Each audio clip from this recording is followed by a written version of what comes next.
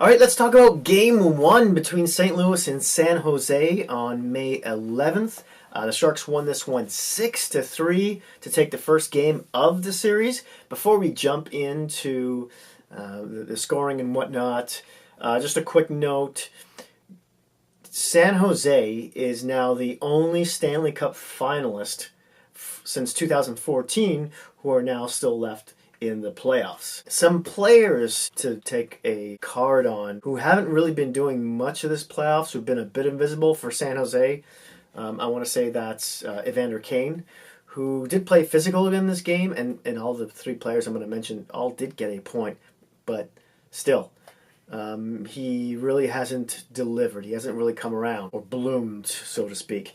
For the St. Louis Blues, I have to name a couple players. One of them is Tarasenko, who, again, he got a point in this game, but he's got, I want to say 3 or 4 power play goals, but hasn't really done much in these playoffs. He looks lost out there. He doesn't seem to have adjusted to the tighter quarters in the playoffs. I think that's the most accurate way to put it. And then O'Reilly, he's been on and off in the playoffs. I mean, he has had some good games, but for the last little while, he's been a bit unnoticeable. His time in the faceoff circle, and it started in the Dallas series, has really declined. So much that I think it's down to around 38% after including this game. So I don't know if he's playing injured or something. Maybe it's a finger, maybe it's a wrist. I don't know, but something seems odd. Now, he did score a really beautiful goal in this one, which we'll get to. But other than that, and St. Louis did, show a little life in the third. But yeah, there's some foreshadowing there. Let's get into the scoring right away. All right, first period. Couture. Now, for the first 5 minutes of the game, St. Louis came out just like gangbusters. They were just checking everything that moved, especially Blais, who I want to say subbed in for Fabry at some point during the last series. And he's continued with his hard forechecking type style. I think he hit Carlson like 3-4 times in the first period alone. But somehow San Jose gets on the board first.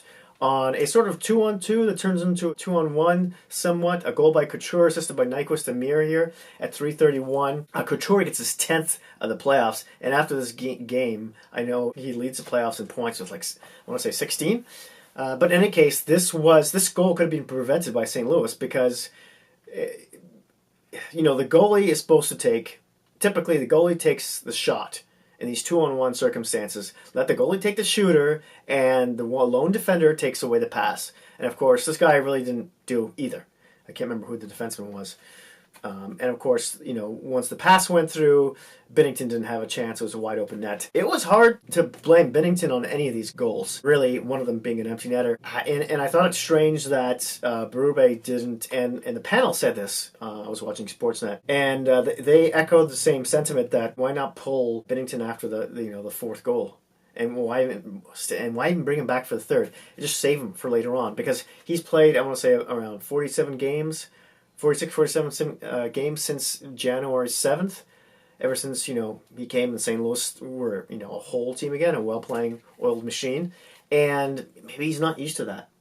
So why not, the game's getting a little out of hand. St. Louis has none of the momentum. Why not pull him? St. Louis did show some life in the third, but it wasn't enough, obviously. I digress, though. So St. Louis gets on the board. A goal by Edmondson, his first of the playoffs, assisted by Schwartz and Tarasenko. Now, this was a Schwartz shot. Schwartz has been fantastic in the playoffs. He's done almost nothing during the regular season.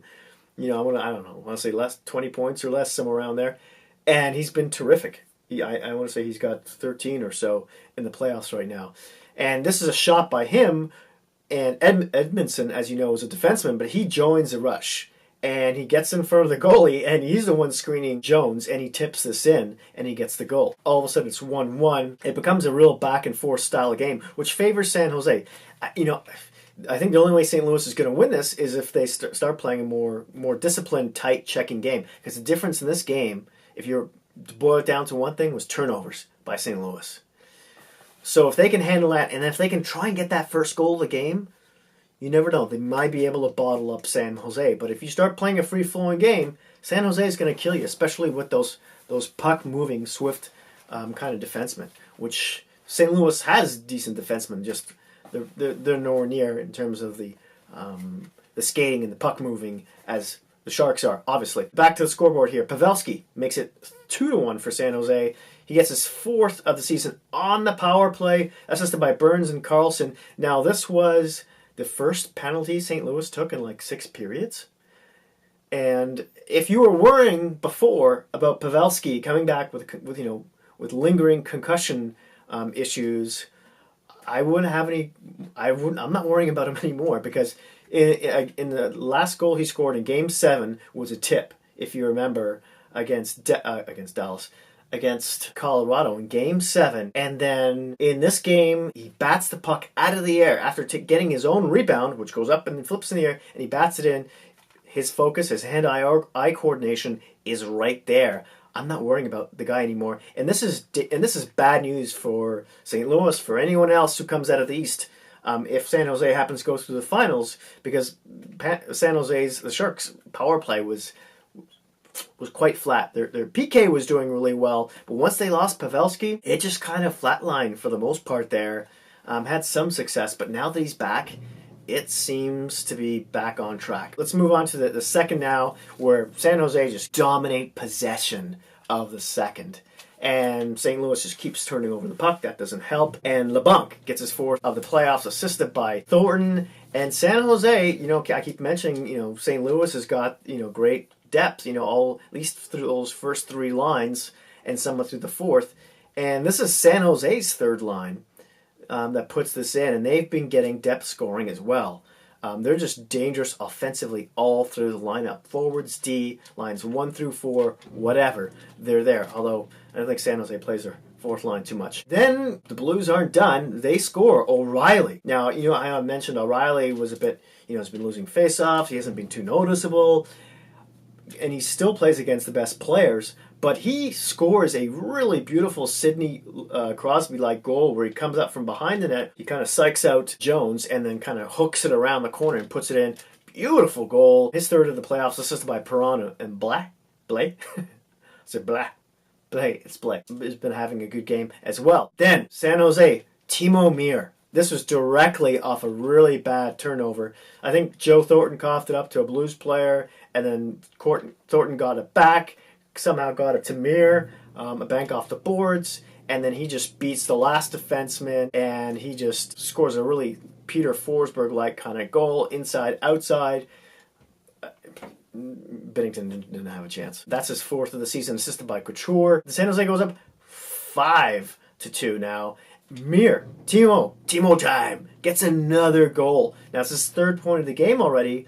5th goal of the playoffs, assisted by Vlasic and Nyquist. Nyquist has got a 2nd point. This 2nd goal by Timo Meier is just a crazy, lucky, when you're on kind of bounce. He's diagonally kind of behind the net, and he just backhands it, hits the defenseman, the Blues defenseman, and past Binnington in. I was like, how did that go in? How did that? It was like a banana. It's like it had eyeballs or something until they showed everyone the replay. I'm like, oh, okay, that's how it went. And there you have it. And then we go into the 3rd, and St. Louis starts to bite back. It's St. Louis's 3rd line who gets the pot stirring, who gets in the Sharks' zone and really starts cycling the puck hard. And that's that line with Bozak and Maroon. They're hitting everything, and they're cycling the puck, and they get rewarded for it. Bozak is in the right place at the right time off a rebound, gets his 3rd of the playoffs, assisted by Maroon, and done. And the game is 5-3.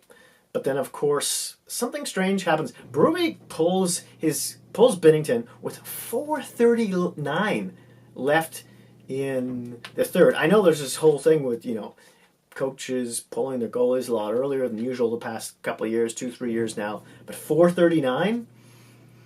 Okay. Couture gets the empty netter there, gets his 3rd point of the night, his 2nd goal of the evening, his 11th goal of the playoffs. As I mentioned, he's got 16 or so points now, and then leads the league. That's assisted by Pavelski with his 2nd point of the night, and Evander Kane as well. Let's talk about team stats. Face-offs are 42-31 for the San Jose Sharks. Power play, the Sharks go 1 for 4. St. Louis goes 0 for 1. Hits are 41-36 for St. Louis. Not too surprising, really. They played a lot of the game without the puck, so that has something to do with it. Giveaways, 11-7 for St. Louis. Yep, that was the key there. Takeaways were 13-8 for the Blues, and block shots were 14-12 for the San Jose Sharks. Let's look at the shots here now. St. Louis outshot San Jose 10-9 in the first. In the second, it was 11-9 for the Sharks. Third, it was 12-5 for the Blues. Overall, it was 31-25 for St. Louis. The goalies in this one, of course, Jones gets the win, saves 28 of 31 with a .903 save percentage. He's now 9-5. Both goalies obviously didn't have statistically a good night. But it's really hard to blame any of these goals. There's no bad goals in this. The loss goes to Binnington, who saves 19-24 with a .792 save percentage. He's now 8-6. And the 3 stars of the evening, Timo time! Timo Meier gets the first star with 2 goals, 1 assist, and a +2 with 14:53 of ice time. I think that would be a little bit higher. Second star goes to Erik Karlsson with 1 assist, +1 and 26:02 of ice time. I'm squinting because one of the stats before the game, now Karlsson had 11 minutes after the first period alone. So they obviously dial his minutes back in the second and probably even more in the third.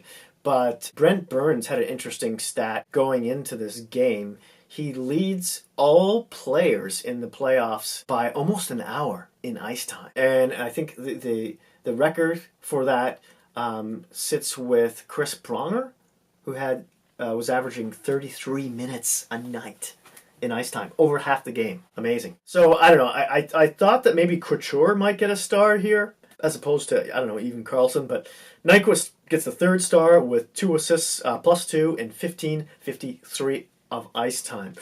Oh, excuse me, that was a water burp. Maybe there was a little bit of beer in there. Just a tiny bit. Thank you so much for watching. As always, I would love to hear your thoughts and opinions. Hey, there was no scandalous, bad refereeing decisions in this game. I'm just like, what? We're not talking about the referees? How crazy is that, right? If you like this video, hit that like button. If you really like it, smash that subscribe button if you haven't already. And hey, if you happen to have any Hockey Geek friends, please don't feel shy about sharing. Thanks again. I'll see you soon.